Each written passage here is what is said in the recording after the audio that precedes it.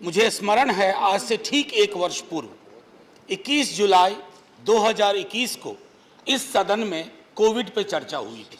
Covid की महामारी से क्या क्या खत्म हुआ, तो कहीं ना कहीं जब मैं आज बोलने को खड़ा हुआ हूं तो ये भी लगता है कि क्या भूलूं क्या याद करूं।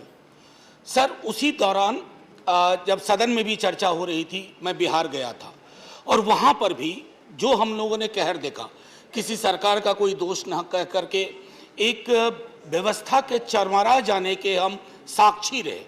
हम गवाह हैं उस ऐतिहासिक क्षण के जब हमारे हाथ से चीज़ें फिसल रही थी। तो बिहार विधानमंडल के कुछ सदस्य और हमारे नेता प्रतिपक्ष तेजस्वी जी, हम लोगों ने सोचा कि इस पर कुछ काम किया जाए। उसी दृष्टिकोण से इस बिल का जन्म हुआ जो मैंने पहले कहा, और आज आपके समक्ष इन चीज़ों को लेकर के आया हूँ। स्वास्थ्य को लेकर के हमारा दृष्टिकोण नियतिवादी दृष्टिकोण रहा है। जीवन को लेकर के हमारा दृष्टिकोण इस देश में नियतिवादी रहा है। डेस्टिनी, जान, मृत्यु हो गई, उसको जाना था। मैंने एक वर्ष पूर्व इसी सदन में कहा था कि हमारे जो 2 सदस्य गए इस दुनिया से कोविड की महामारी में, उनका जाना नहीं था। सरकार के खुद के आंकड़ों के मुताबिक 2.25 लाख लोग कोविड के नाम से कोविड में काल कवलित हो गए। सर, मेरा अभी भी मानना है और आप में से अधिकांश लोग मानेंगे कि ये मौत सिर्फ महामारी से नहीं हुई, ये मौतें हुई हैं व्यवस्था के चरमराने से। शायद हमारी व्यवस्थाएं इतनी इलास्टिक, इतनी वाइड, उनका एम्बिट इतना विशाल नहीं था कि वो उस सब चीज को समाहित कर सके जिसने कोविड ने हमें एक चैलेंज के रूप में दिया था। सर, मैं एनएफएसएस का डेटा देख रहा था और वो डेटा हम सब के लिए चिंता का विषय होना चाहिए। किसी राज्य में किसी की सरकार है, केंद्र में किसी की सरकार है, और अक्सर हम इस बात को कह करके आंख मूंद लेते हैं कि स्वास्थ्य तो राज्य के क्षेत्र में है, राज्य का मामला है। सर नहीं, जीवन और मृत्यु हमारे संविधान के अंदर कितने आर्टिकल्स हैं जिसको लेकर के जीवन और मृत्यु का दृष्टिकोण में ये स्टेट, सेंटर और कंकरेंट की अवधारणा को त्यागना होगा। वो क्षण आज है। सर, मैं एनएफएसएस का डेटा, मैं डिटेल डेटा नहीं दूंगा, हमारे माननीय स्वास्थ्य मंत्री जी भी हैं यहाँ बैठे हुए, हम सब वाकिफ हैं कि मैटरनल मोर्टेलिटी रेशियो दुनिया में हम उन देशों में हमारा नाम है जो चिंता का विषय है। नियोनेटल हो, अंडर 5 मोर्टेलिटी रेट हो, ट्यूबरकुलोसिस हो, ओवरऑल लाइफ एक्सपेक्टेंसी हो। सर, ये सरकार के खुद के आंकड़े हैं, ये चिंता का विषय। चाहे आप कहें 2.25 लाख लोग, कई लोग कहते हैं कि नहीं कई लाख ज्यादा थे, मुझे आंकड़े में नहीं जाना है। वो जो भी मौत हुई, वो जो लाशें हमने गंगा और सरयू के किनारे देखी, वो सब आज हमसे ये डिमांड कर रहे हैं कि स्वास्थ्य के अधिकार को मौलिक अधिकार में शामिल करना चाहिए। स्वास्थ्य को हम इस नियतिवादी दृष्टिकोण से निकाल करके एक डुएबल प्रोपोजिशन में तब्दील करें, और उसके लिए आवश्यक है कि आंकड़े से डरे नहीं, आंकड़ों को कन्फ्रंट करें, और कन्फ्रंट करने के पश्चात एक ऐसी नीति विकसित करें जिस नीति के तहत आगे कभी कोई महामारी आए सर, तो हम उस महामारी के समक्ष बेबस ना हो जाएं, हताश और निराश ना हो जाएं। क्योंकि हम सबको याद है सर, कर्फ्यू सा सन्नाटा था पूरे देश में, लेकिन बीच में चीख पुकार आती थी सर, चित्कार होती थी, कभी ऑक्सीजन के लिए, कभी हॉस्पिटल बेड के लिए। उसके पीछे सिर्फ एक कारण था कि हमने कल्पना नहीं की थी, हमारी संकल्पना में, हमारे इमेजिनेशन में, हमारे पॉलिटिकल इमेजिनेशन में स्वास्थ्य को लेकर के जो गांभीर्य होना चाहिए उसका अभाव रहा। मैं सिर्फ बीते 8 वर्ष की बात नहीं कर रहा हूं, कई वर्षों की गणना होगी जो गांभीर्य के अभाव की जब गणना होगी, लेकिन वक्त अब है कि हम उसको दुरुस्त करने की कोशिश करें। महामारी के दौरान भी हमने देखा कि पॉलिटिकल विल का अभाव रहा। सर, जो सरकार या सरकारें करोड़ों रुपए के इश्तेहार दे सकती हैं, क्या वो ये कह सकती हैं कि हमारे पास संसाधन नहीं है? करोड़ों का इश्तेहार का पैसा कहां से आ रहा है? अगर उन करोड़ों के इश्तेहार के पैसे को हम अगर उसको डाइवर्ट करें इस तरह की चीजों में, तो मुझको लगता है कि परिणाम बेहतर आएगा और हम कुछ बेहतर कर पाएंगे। माननीय उपसभापति महोदय अक्सर कहते हैं, जब हम डेमोग्राफी की बात करते हैं तो कहते हैं ह्यूमन बीइंग्स एज वेल्थ। ये सर उसी तरह का एम्प्टी रेटोरिक हो गया है इस देश में, जैसे हम कहते हैं ना कि विमेन एज गॉडेस, जत्र नार्यस्तु पूज्यन्ते रमन्ते तत्र देवता। लेकिन हम सब जान रहे हैं हर गली चौराहे गांव नुक्कड़ में क्या हो रहा है उनके साथ, हमारा दृष्टिकोण क्या है। मैंने पिछली बार भी कहा था, सदन को स्मरण कराना चाहता हूं, हमारे एक साथी वहां थे, एक साथी यहां थे, राजीव सातव, उनकी वैकेंसीज पे आई हैं रजनी जी साहब। सर राजीव सातव, मैंने उस दिन भी कहा, और वहां हमारे साथी जो उड़ीसा से, सर ये कोविड से नहीं गए, हमारी व्यवस्थाओं की चूक की वजह से गए। और ये लाखों लोग जो इस देश में काल कवलित हुए, जिनकी मौत हुई, उसके लिए जिम्मेवार हमारी व्यवस्था है। और व्यवस्था कौन बना रहा है? हम बना रहे हैं ना व्यवस्थाएं। इस पर गौर करने के लिए इसलिए माननीय मंत्री महोदय मैं ये बिल लेके आया। मैं जानता हूं ये बिल यहां नहीं पास होगा, लेकिन आपकी दृष्टि रहेगी, आपकी नजर होगी तो ये सरकार, सर प्राइवेट मेंबर बिल का इतिहास मैंने पूरा पढ़ लिया है सर। हाँ एक्सेप्ट करेंगे। और नहीं झा साहब आप बोल। सर मैं सिर्फ ये कहना चाहता हूं कि कोई पॉलिटिकल पार्टी हो, इससे बड़ा कमिटमेंट आपका नहीं हो सकता। लोग सरकार क्यों चुनते हैं सर? सरकार लोग चुनते हैं आसमानी बातों के लिए नहीं चुनते हैं।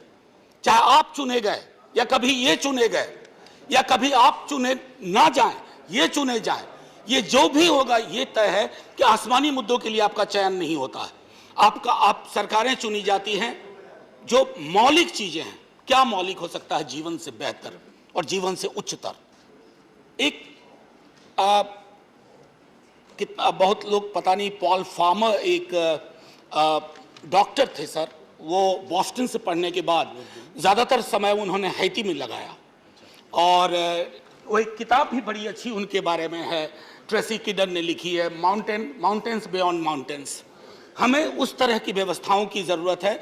और मुझे स्मरण है कि पेंडेमिक के दौरान हमारे एक मित्र भी हैं, काफ़ी गंभीरतापूर्वक उन्होंने राइट टू हेल्थ के दृष्टिकोण से, एम्स में प्रोफेसर हैं प्रोफेसर शाह आलम, उन्होंने भी लगातार सरकार से आग्रह किया कि पब्लिक हेल्थ को लेकर के जो हमारा नज़रिया होना चाहिए, क्योंकि कोविड के एक मेमोरियल की ज़रूरत हमारे इस देश को है।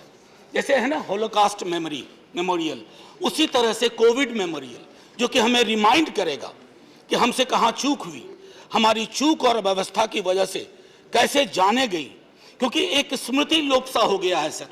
मैं ये इसलिए कह रहा हूं कि मुझे स्मरण है पिछले वर्ष जब हम इसी सदन में चर्चा कर रहे थे तो सबकी आंखें लगभग भरी हुई थी, लोगों ने अपने निकट के लोग खोए थे। सर 1 साल नहीं बीता, हमें लगता है वो पुराने जमाने की बात थी, हम उससे बहुत आगे निकल करके आ गए। ये जो स्मृति लोप का क्षण है ये नहीं होना चाहिए। और मैं कॉन्स्टिट्यूएंट असेंबली में देख रहा था 2 सितंबर 1949 को इस विषय पर, 2 सितंबर 1949 को इस विषय पर बेहद चर्चा हुई थी। और हमारे एक महत्वपूर्ण सदस्य थे HV कामत, हरि विष्णु कामत, उन्होंने इंटरवेंशन किया था और शुरुआत की थी शरीर माध्यम खलु धर्म साधनम, शरीर माध्यम खलु धर्म साधनम, यानी कि स्वास्थ्य ही वो सीढ़ी है जिससे जीवन की उच्चतम श्रेणी तक आप पहुंच सकते हैं।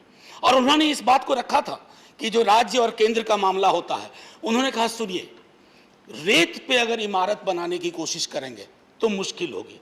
तो रेत से उनका आशय क्या था कि राज्यों के पास संसाधन कम है, केंद्र को चाहिए कि इन मसलों में अगर अधिसंरचना बनाने की आवश्यकता है तो केंद्र को प्रोएक्टिव रोल लेना होगा। ये बात 2 सितंबर 1949 को हरि विष्णु कामत ने कही थी। मैं सिर्फ इतना कह रहा हूं कि दोहरा रहा हूं, और अगर अच्छा लगे तो माननीय मंत्री महोदय इस पर गौर करेंगे। सर मैंने पहले कहा यह सिर्फ एक लीगल इश्यू नहीं है जो मैं यहां रख रहा हूं, it's a moral issue sir. Moral issue because when an ordinary voter goes down to put the EVM button, he or she simply doesn't look at the candidates or the political parties. He or she looks at the possibility of widest possible imagination from the person he or she is voting. उसका तात्पर्य क्या है sir? उसका तात्पर्य यह है कि मुझे स्वास्थ्य, रोजगार जैसी चीजों को लेकर के मुझे बेगिंग बोल की लेकर के ना खड़ा होना पड़े। सर हाल के दिनों में बड़ी चर्चा होती है, मैंने इसी सदन में कहा था, कई दफा लगता है कि कई सारी चीजें रिपीट करनी पड़ती हैं।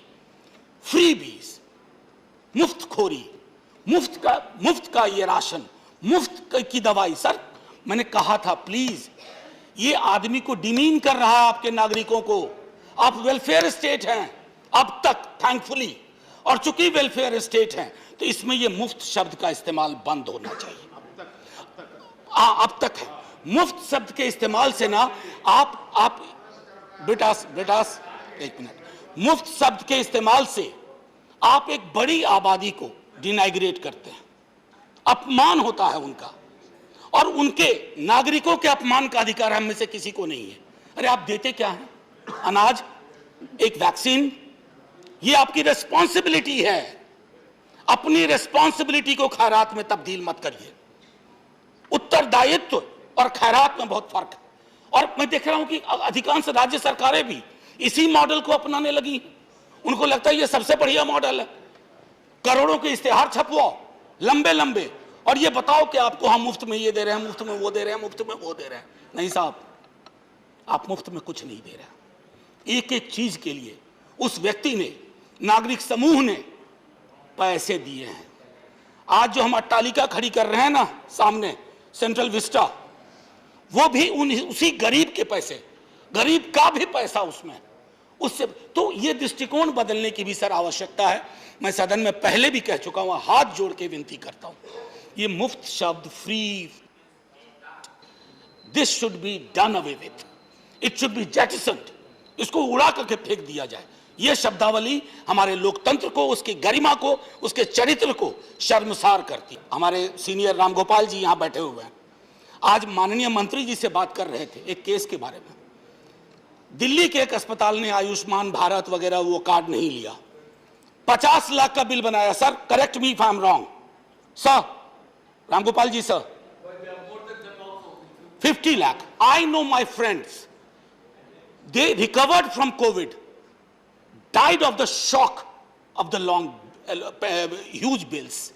सर मैं बाजार विरोधी नहीं हूं, अन्यथा ना लिया जाए, मैं जानता हूं, लेकिन बाजार लाभ हानि पे चलता है, प्रॉफिट एंड लॉस, और जिंदगी लाभ हानि के दृष्टिकोण से नहीं चलती है। सर जिंदगी को लाभ हानि के दृष्टिकोण से अगर हम देखेंगे ना, तो तराजू में जिंदगी भारी होगी सर। तो अगर वो भारी है तो मैं समझता हूं कि बाजार के समक्ष हमने जो आत्मसमर्पण करा दिया है अपनी पूरी स्वास्थ्य व्यवस्था को, उस पर एक लगाम जरूरी है। मैं सिर्फ ये चाहता हूं कि बाजार को आप इतनी आजादी ना दें कि आम नागरिक गुलाम हो जाए, आम नागरिक के पास कोई विकल्प ना बचे।